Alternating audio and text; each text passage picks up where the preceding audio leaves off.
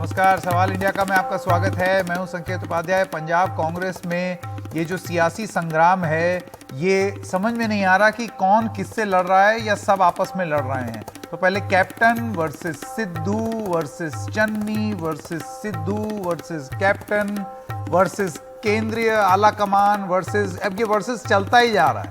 फिर उसमें और भी कई सारे कैरेक्टर्स आ रहे हैं। ये कब तक चलता रहेगा और कितने लोगों से लड़ेंगे भाई? तो आइए एक एक करके ये बताते हैं कि हुआ क्या है, अभी हाल फिलहाल क्या हुआ है। तो आखिरी दम तक मैं अपने हक और सच की लड़ाई लड़ूंगा, यह है नवजोत सिंह सिद्धू का कहना है। उन्होंने इस्तीफे के बाद जो पहला बयान दिया है, उन्होंने कहा 17 साल का राजनीतिक सफर एक मकसद के लिए था। पंजाब के लोगों की जिंदगी बेहतर करना ही मेरा मकसद है। निजी स्वार्थ के लिए मैं नहीं लड़ रहा। पंजाब के एजेंडा के लिए मेरी लड़ाई है। मुद्दे की राजनीति पर स्टैंड लेना काम है मेरा। यही मेरा धर्म है, यही मेरा फर्ज है। नैतिकता से कोई समझौता नहीं कर सकता। कोई समझौता पद मायने नहीं रखता। न्याय की लड़ाई लड़ता रहूंगा, सिद्धांतों पर खड़ा रहूंगा। हाईकमान को गुमराह नहीं कर सकता, न गुमराह होने दे सकता हूं। इंसाफ के लिए कोई भी कुर्बानी को तैयार। दागी नेताओं को फिर से मौका दिया गया है। उसूलों पर आंच आए तो लड़ना जरूरी है। जिंदा हो तो अपनी जिद नजर आना जरूरी है। यह है नवजोत सिंह सिद्धू का कहना। और यह किसके लिए वो कह रहे हैं? उन चरणजीत सिंह चन्नी के लिए या उनके लिए हुए फैसले के लिए, जिसके साथ अगर आपको याद हो कि गोल्डन टेम्पल जब गए या कहीं भी गए तो नवजोत सिंह सिद्धू ऐसे ऐसे हाथ यूं डाल करके उनके कंधे पर जगह जगह घूम रहे थे। मतलब मुख्यमंत्री इनके सामने, सिद्धू जी के सामने से बौने लगने लगे। और बात यही बोली जा रही थी कि एक ऐसा मुख्यमंत्री है जो कि सिद्धू के साए में ही हर समय दिखता है, कि एक पार्टी का मुखिया, पार्टी का पंजाब का मुखिया ऐसे यूं हाथ कंधे पर रख करके मुख्यमंत्री के चल रहा है। उसके बाद फिर चन्नी जी अपना खुद से काम करने लगे, खुद से फैसले लेने लगे। बस वहीं यहां इस्तीफा हो गया। अब सिद्धू पर चन्नी का बयान क्या है, आइए आपको बताएं। उन्होंने कहा कि आज भी सिद्धू से फोन पर उनकी बात हुई है। सिद्धू के साथ बैठकर बात की जाएगी। पार्टी बातचीत से चलती है। अब देखिए, सीधी सी बात है, चरणजीत सिंह चन्नी ने खट से जो शब्द का प्रयोग किया है, वो कहते हैं पार्टी। तो अब चन्नी अपने आप को मेन कांग्रेस का हिस्सा मानते हैं और एक छिटके हुए सिद्धू को रिझाने की कोशिश कर रहे हैं। पहले चीजें अलग थी। सिद्धू के साथ बैठकर बात की जाएगी। पार्टी बातचीत से ही चलती है। सिद्धू का जो मसला है सुलझा लेंगे। नियुक्ति में आपत्ति तो मैं जिद्दी व्यक्ति नहीं हूं, यानी कि वो एक तरीके से रिझाने की कोशिश कर रहे हैं। अब क्यों नाराज है नवजोत सिंह सिद्धू, आपको वो भी बता दें। मंत्रिमंडल विस्तार से उनको नाराजगी हुई, इस वजह से उन्होंने इस्तीफा दिया। इसमें कैप्टन का कोई लेना देना नहीं। कुछ मंत्रियों के चयन से वो नाखुश थे। अब जाहिर सी बात है, उनकी पसंद के हिसाब से नहीं हुए। राणा गुरजीत सिंह को मंत्री बनाए जाने से वो नाराज हो गए। इकबाल प्रीत सिंह सहोटा को डीजीपी बनाए जाने से वो नाराज हो गए। एपीएस देओल को एडवोकेट जनरल बनाए जाने से वो नाराज हो गए। मतलब ये जो महत्वपूर्ण फैसले थे जो लिए, चन्नी जी की सरकार ने जो लिए, उससे पार्टी के जो मुखिया हैं पंजाब में नवजोत सिंह सिद्धू, वो नाराज हो गए। उन्होंने इस्तीफा दे दिया। अब सिद्धू के समर्थन में बहुत सारे लोगों ने इस्तीफा दिया है, जैसे कैबिनेट मंत्री रजिया सुल्ताना, योगेंद्र ढींगरा पंजाब कांग्रेस महासचिव, गौतम सेठ पंजाब कांग्रेस महासचिव, गुलजार इंदर सिंह चहल कोषाध्यक्ष पंजाब कांग्रेस। तो ये सारे वो लोग हैं जिन्होंने सिद्धू के साथ साथ इन्होंने भी इस्तीफा दे दिया। अब कुछ चीजें ये देखनी होंगी कि आगे चल के क्या होगा, और वो क्या है, वो है आज के सवाल। सबसे पहला सवाल, पंजाब में बटी कांग्रेस क्या अब 3 अलग अलग गुट में बट गई? पहले तो 2 ही की बात होती थी ना, अब तो 3 गुट हो गए। चन्नी गुट, कैप्टन अमरिंदर सिंह गुट और नवजोत सिंह सिद्धू गुट। दूसरा सवाल, शाह और नड्डा से क्या कैप्टन मिलेंगे? और दूसरी बड़ी बात, अगर मिलेंगे तो क्या बीजेपी की मदद या शायद शामिल हो जाएंगे बीजेपी में? यह है कैप्टन की बात। तो पंजाब से जुड़ी हुई जो दूसरी कड़ी है जो समझनी जरूरी है, वो है ये। तीसरी बात, क्या सिद्धू को कोई भाव नहीं देगी कांग्रेस? या यह माना जाएगा कि अब इनको बदल दिया जाएगा? बदले जाएंगे सिद्धू या मना लिए जाएंगे सिद्धू? यह एक सवाल है। अगला सवाल, कांग्रेस के बिखराव से क्या आम आदमी पार्टी को फायदा हो सकता है? देखिए, बिखरी तो वो भी हुई है पार्टी, लेकिन क्या इस कलेश के चलते क्या उनको कोई फायदा हो सकता है? अरविंद केजरीवाल ने वहां पर दौरा करना शुरू कर दिया। और आखिरी सवाल, क्या इस कलह से अकाली दल, जो कि करीब करीब 1 साल पहले भाजपा से किसान बिल को लेकर के छिटक गए थे, क्या इससे उनको फायदा हो सकता है और सत्ता में वो वापस आ सकते हैं? ये कुछ सवाल हैं जो कि निकलते हैं इस पंजाब कांग्रेस के सियासी संग्राम से।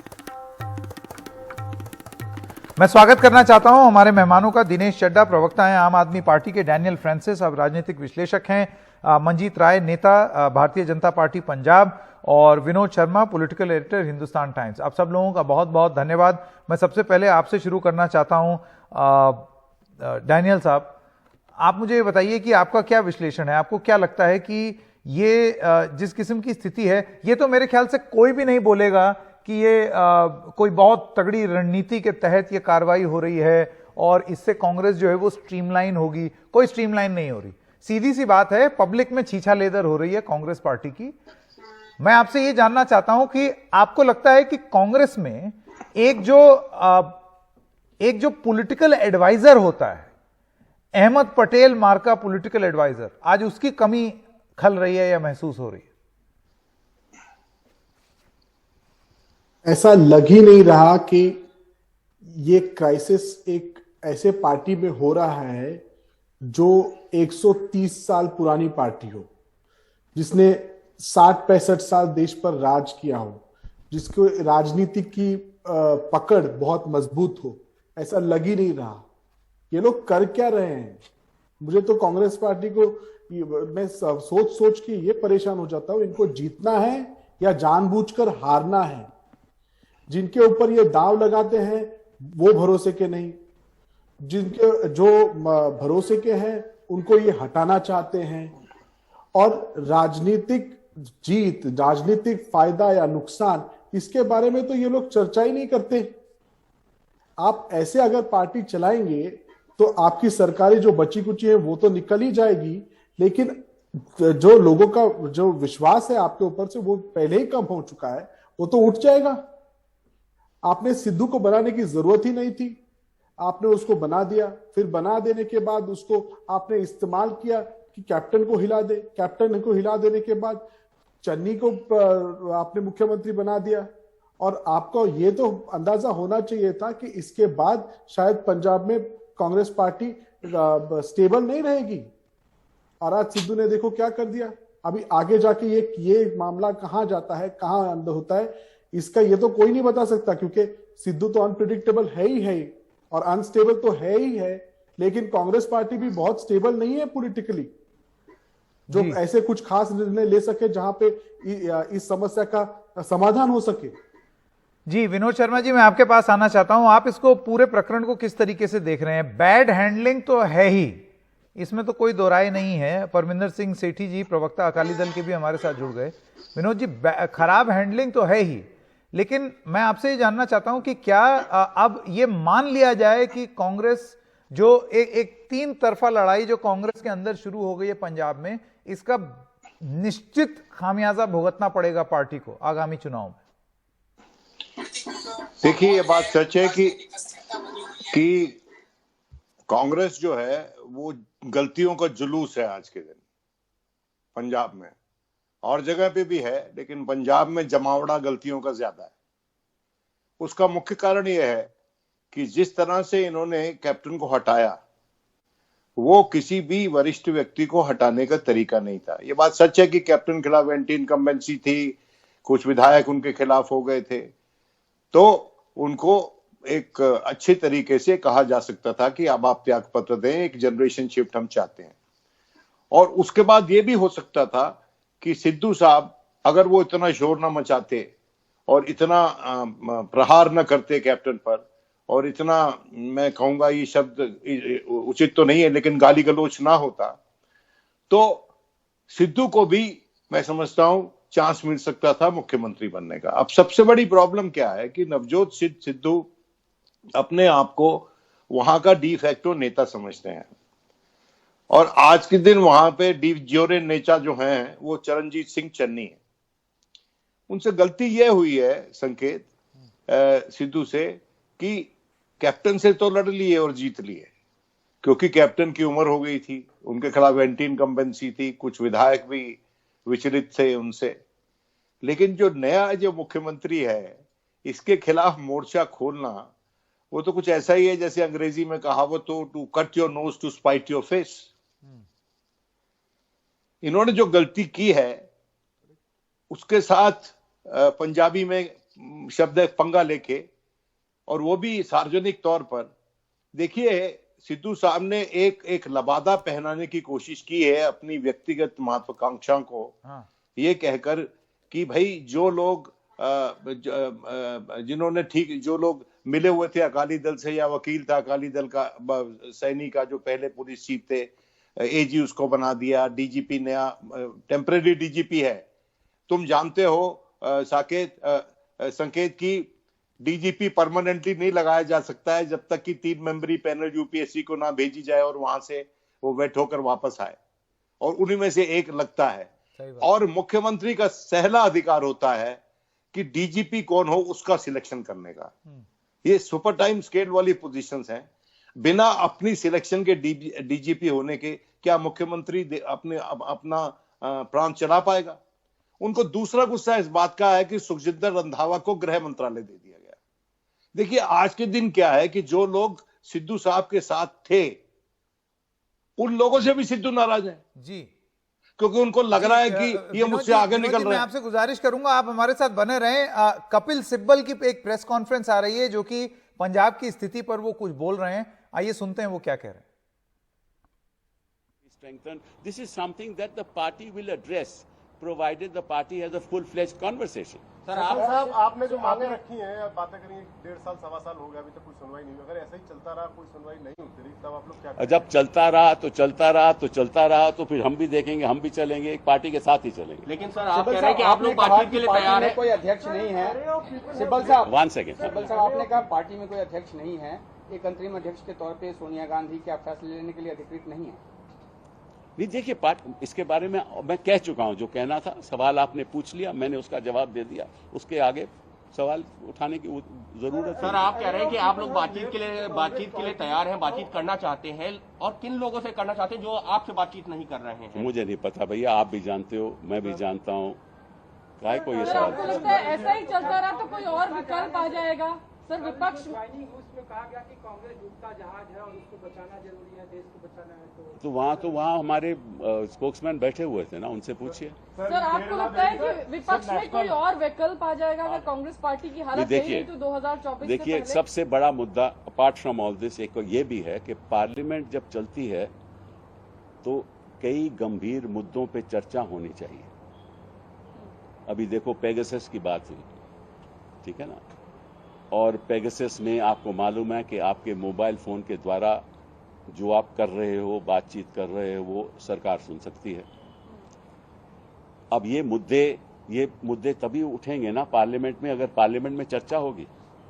अच्छा, चर्चा तभी होगी ना कि विपक्ष मजबूत होगा।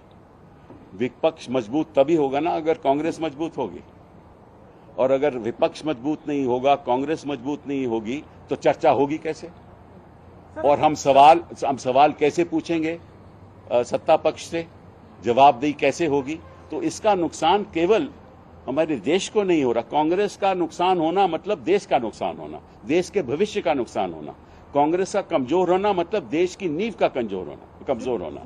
ये असलियत है, और इसलिए हम दुखित हैं। इसलिए आज के दिन I am really very very upset that I have to actually come to you. It was not the desire of all of us to actually do this, but we have no choices anymore. Sir, Abhishek Banerjee has said that we both have the same goal of defeating BJP, but Congress doesn't have in its belly the fire in its belly to fight BJP. Do you agree? तो जैसे कि आप देख रहे हैं इस press conference में कपिल सिब्बल का ये कहना है कि मैं जानना चाहता हूं कि ये निर्णय कौन ले रहा है, पंजाब एक बॉर्डर स्टेट है और बहुत संयम से फैसले लेने चाहिए। फिर उनका ये भी कहना है कि मुझे अभी भी उम्मीद है कांग्रेस ही इस देश को आगे ले जा सकती है। लेकिन ये जो उनका कहना था कि पता नहीं फैसले कौन ले रहा है, विनोद जी, अब कांग्रेस के अंदर से आवाज और बुलंद हो गई है और तेज हो गई है। देखिए, ऐसा है कि जो बातें उठ रही हैं उसमें तथ्य है, उसमें फोर्स है, और पार्टी के शीर्ष नेतृत्व को उस पर ध्यान देना चाहिए। ये यथार्थ सत्य है कि कांग्रेस जो है वो एक मजबूत विपक्ष के लिए, भले ही यहां पर अकाली दल के लोग बैठे हों या कोई और पार्टी के, आम आदमी के लोग बैठे हों और उनका प्रतिस्पर्धा रहती है स्टेट लेवल पर, लेकिन इस बात से ये भी मानेंगे कि विपक्ष को मजबूत बनाने के लिए आप कांग्रेस को सही तरीके से चलाना बहुत जरूरी है।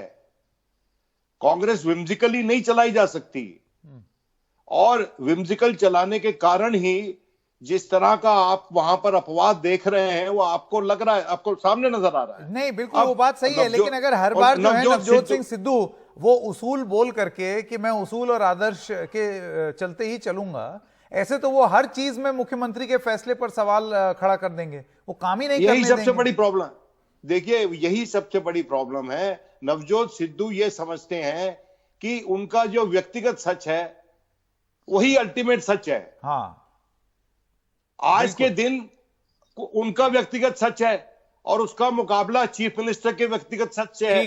ठीक है। मंजीत राय, आप समझ रहे हैं ना कि मंजीत राय, मैं आपके पास आना चाहता हूं और उसके बाद सेठी साहब और चड्डा जी। मंजीत राय साहब, आप मुझे ये बताइए कि ये भारतीय जनता पार्टी की तो उम्मीद की किरण जग गई होगी कि यहाँ कैप्टन जो है वो 3 दिशा में बढ़ गई कांग्रेस, और एक चन्नी फैक्शन, एक सिद्धू फैक्शन। अब सिद्धू को आप लेंगे नहीं, चन्नी आना नहीं चाहते, एक कैप्टन है जो कि कभी कभार कुछ कुछ ऐसी बात कर देते हैं जो कि आपके दिल को एकदम छू जाती है और भा जाती है। तो क्या उम्मीद जगी है आपकी? सकेत जी, हमारी उम्मीद तो पहले से ही है कि हम पंजाब में 117 की 17 सीटें लड़ेंगे और सरकार बनाएंगे। और जो आपने कही कि 2-3 गुट, इनके गुट कई हैं। जैसे जब वोटिंग करवाई गई, कैसे बनाएंगे, जरा रणनीति तो बताइए, कौन सा किसान आपके लिए वोट करेगा पंजाब में? अरे भाई, मैं पंजाब में रहने वाला हूं सकेत जी, पंजाब के गांव में जा रहे हैं हम, और है कुछ मूवमेंट जो बनी बनाई थी, that is backed by some people, जिन्हें कुछ लोगों ने बनाकर उसको किया हुआ है। वो भी इनके सुनील जाखड़ ने बताया। अच्छा, मुझे ये बताइए, कैप्टन साहब कैसे लगते हैं आपको? कैप्टन साहब तो हमें हमेशा ही अच्छे लगते हैं, अच्छे व्यक्ति हैं। आप थोड़ा ज्यादा अच्छे लगने लगे। नहीं, नेशन की सोच है उनकी, और नेशनलिस्ट है और देशभक्त है, और एक सोल्जर रहे हैं, सच्चे सिपाही है। आप मुझे ये बताइए, ये 3-4 दिन से बात उड़ी हुई है कि कैप्टन जो हैं वो जेपी नड्डा और अमित शाह से मिलेंगे, एक प्रस्ताव रखेंगे कि किस तरीके से किसानों को की नाराजगी दूर की जाए, उसके बाद वो बात मान ली जाएगी और उसके बाद वो भारतीय जनता पार्टी का चेहरा बन जाएंगे। साकेत जी, इसके बारे में मेरे को तो कोई जानकारी नहीं है। लेकिन मैं जो इनका पंजाब का जो बताना चाहता हूं, ये सिद्धू जी जो कर रहे हैं ना, एक केवल एक मुख्यमंत्री की कुर्सी के लिए निर्णायक है। पहले इनको था कि इन्होंने जो अपने आ रहे थे रंधावा जी को अपोज क्यों किया, फिर इन्होंने जाखड़ को अपोज क्यों किया, और जब देखा भी एक कमजोर कड़ी, चन्नी को मैं साथ ले लेता हूं, कभी उसके कंधे पर हाथ रखना, कभी उसका गुट पकड़ना, ऐसे दिखाने का प्रयास करना कि I am the super chief minister. और वो जब उसने कुछ फैसले लेने शुरू कर दिए, तब इनको दिक्कत होने लगी। हाँ, ठीक है, तो सुपर चीफ मिनिस्टर नहीं बनने दिया गया, इस वजह से शायद नवजोत सिंह सिद्धू को बात ठीक नहीं लगी। ये वही प्रेस कॉन्फ्रेंस है जिसके शॉट्स आप देख रहे हैं स्क्रीन पर, जिसमें बात करते करते नवजोत सिंह सिद्धू ने मुख्यमंत्री के कंधे पे हाथ रख दिया था। ये जो तरीका है, ये एक जगह पर गुट पकड़ा सकेत जी, एक जगह पर गुट पकड़ा, और एक ऑफिशियल ने सीधे एक कागज सिद्धू जी को पकड़ा दिया, और सीएम साहब ने चरणजीत सिंह चन्नी जी ने वो कागज को ऐसे छीना क्योंकि इन्होंने इजीली पकड़ाया नहीं उनको। और उन्होंने छीन कर वो कागज लिया और चलिए, तो ये सब आप कह रहे हैं कि जनता देख रही है। बहुत जल्दी मैं दिनेश चड्ढा जी और परविंदर सिंह सेठी के पास भी आना चाहता हूं। सेठी साहब, आपसे शुरू करते हैं।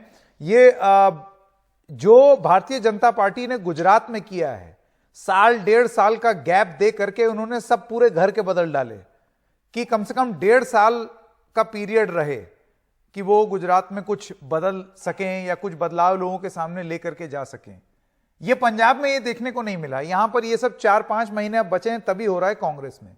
लेकिन शिरोमणि अकाली दल ने करीब साल, सवा साल अब होने आ रहे हैं, 1 साल होने आ रहा है कि आप केंद्र सरकार से हट गए। आपको लगता है इस छितराई हुई कांग्रेस और आपके बीजेपी से अलग होने का राजनीतिक लाभ आपको मिल सकता है चुनाव में? देखिए, जो भी राजनीतिक पार्टी है उसका मोटिव होता है सत्ता में आना, लेकिन सत्ता ही सब कुछ नहीं है। सबसे इंपॉर्टेंट है अपने प्रांत की, अपने देश की डेवलपमेंट के बारे में सोचना। जितना भी एपिसोड कांग्रेस पंजाब के अंदर हुआ, उसके सूत्रधार सिद्धू साहब थे। सिद्धू साहब ने, उनकी राजनीतिक महत्वाकांक्षा इतनी बड़ी थी कि उन्होंने एक तमाशा करा। अगर आप एक रूटीन के अंदर कोई चेंजेस लाते हैं तो वो ठीक है, पार्टी का डिसीजन होता है। लेकिन जब आप देखिए, difference of opinion her party में, हर संस्था के अंदर होता है, लेकिन वो बंद कमरे के अंदर सॉर्ट आउट होता है। लेकिन जब आप पब्लिक स्टेटमेंट देते हैं, प्रेशर पॉलिटिक्स करते हैं, पार्टी को ब्लैकमेल करते हैं। कांग्रेस पार्टी पहले ही जो मध्य प्रदेश में ज्योतिरादित्य सिंधिया का नुकसान सह चुकी थी, वो घबरा कर उन्होंने सिद्धू साहब के ब्लैकमेलिंग में, कहूंगा ब्लैकमेलिंग में आ गई और सिद्धू साहब को वो चीफ मिनिस्टर बनाने के लिए मुझे लगता है राजी भी हो गए। लेकिन जब कैप्टन साहब ने उनके ऊपर बड़े गंभीर एलिगेशन लगाए नेशनल सिक्योरिटी को लेकर, तो कांग्रेस पार्टी ने अपना पल्ला झटक लिया और उसके अंदर कई नाम आए।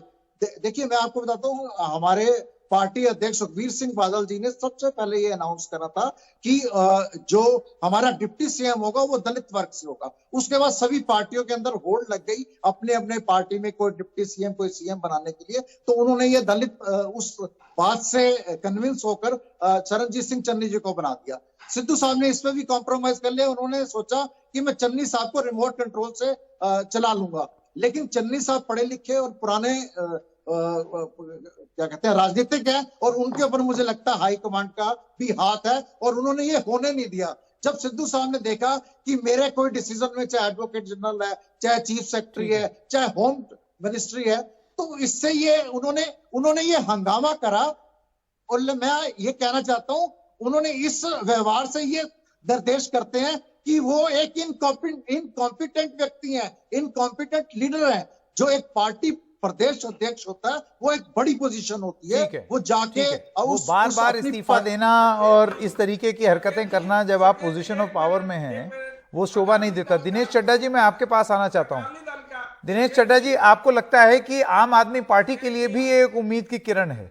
क्योंकि आपकी पार्टी पर भी तमाम आरोप लगे हैं कि आप अपना कुनबा बटोर नहीं पाए। आज अरविंद केजरीवाल दौरा कर रहे हैं पंजाब का, आपकी पार्टी भी टूट रही है। तो इस तरीके की विभाजित कांग्रेस को लेकर के आम आदमी पार्टी अपने आप को किस तरीके से देखती है? जो लोग ये कह रहे हैं कि आम आदमी पार्टी टूट गई है, वो किसी बहुत बड़ी गलतफहमी में होंगे। आम आदमी पार्टी बहुत बड़े बदलाव की लड़ाई पंजाब में लड़ रही है और उसमें कामयाब भी होने जा रही है। और जहां तक ये सिद्धू साहब का मामला है, ये जो इंटरनल मामला कांग्रेस का, इंटरनल सर्कस बहुत देर से चल रही है। अब से नहीं, जब से इनको बहुत बड़ा बहुमत पंजाब में मिला 2017 में, तब से ये सर्कस कांग्रेस में चल रही है। बट हमारी तो जो नए सीएम साहब बने हैं कांग्रेस पार्टी से, यही विनती है कि जो वायदे आपने पंजाब के साथ किए थे, थोड़ा समय उनके लिए भी दीजिए। चाहे वो घर घर नौकरी का वायदा हो, चाहे वो बेरोजगारी भत्ता जो 2500 रुपया आपने देना है उसका वायदा हो, चाहे वो किसानों का कर्जा माफ करने का वायदा हो, चाहे वो बेअदबी कांड में और गोली कांड में कार्रवाई करने का वायदा हो, नशा माफिया को, माइनिंग माफिया को, ट्रांसपोर्ट माफिया को खत्म करने का वायदा हो। जो भी आपने लुभाने वायदे देकर वोट ली थी, तो थोड़ा समय इस सर्कस से निकालकर, इस ड्रामे से निकालकर इन मुद्दों पे भी दीजिए। क्योंकि जब से गवर्नमेंट कांग्रेस की बनी है पंजाब में, तब से पंजाब के लोगों को यही सर्कस दिखाई जा रही है। कभी सिद्धू वर्सेस कैप्टन, कभी कैप्टन वर्सेस कांग्रेस, कभी सिद्धू साहब का इस्तीफा। आपने जो करना है आप कर लीजिए, चाहे किसी और सीएम चेंज कर लीजिए, चाहे डिप्टी सीएम आपने 2 और लगाने वो लगा लीजिए। ये बवाल पंजाब को पंजाब के मुद्दों का जवाब दीजिए। ये बवाल थमने का नाम ही नहीं ले रहा है, तो इसके बाद ये आखिरी बार नहीं है जब हम चर्चा कर रहे हैं। जी, समय मेरे पास खत्म हो गया। आप सब लोगों का बहुत बहुत धन्यवाद। एक छोटे से ब्रेक के लिए रुक रहे हैं। ब्रेक के बाद आएंगे तो बात करेंगे उत्तर प्रदेश से भी एक खबर आ रही है उसके बारे में कि गोरखपुर में पुलिस पर युवक की हत्या का आरोप किस तरीके से लगा। बने रहिए हमारे साथ।